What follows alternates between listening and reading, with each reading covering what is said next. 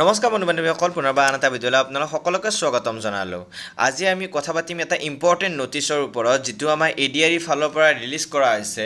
এইটো আমাৰ গ্ৰেড 3 আৰু গ্ৰেড 4 এক্সাম দুটাৰ বাবে ইম্পৰ্টেণ্ট হয় আৰু যিসকলে ADRE এক্সাম গ্ৰেড 3 নাইবা গ্ৰেড 4 এক্সাম দিম বুলি ভাবিছে নাইবা দিছে তেখেতসকলৰ বাবে একেবাৰে ইম্পৰ্টেণ্ট এইটো নিউজ এটা পাব্লিছ কৰিছে। চ' বলক কি হয় এই নিউজটো এবাৰ আমি চাওঁ। তাৰে আগতে আপোনালোকক ক'ব বিচাৰিছোঁ যে আপোনালোকে ভিডিঅ'বোৰ কিন্তু আপোনালোকে সাবস্ক্ৰাইব নকৰে।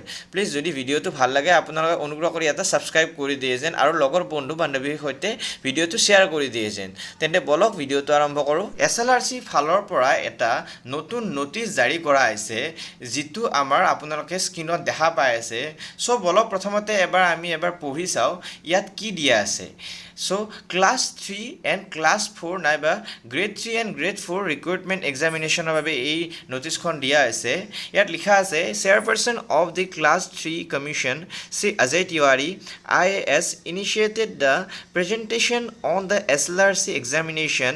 RC Jain explained the process flow for conducting the examination for Grade 3 and Grade 4 posts, scheduled for September 15th, 29th and October 27th, 2024. He further explained that the answer keys will be published within 20 days of the commencement of the examination and OMR sheet will also be uploaded. Candidate will have the opportunity to raise objections. It was decided that create awareness to ensure the exam is conducted transparently.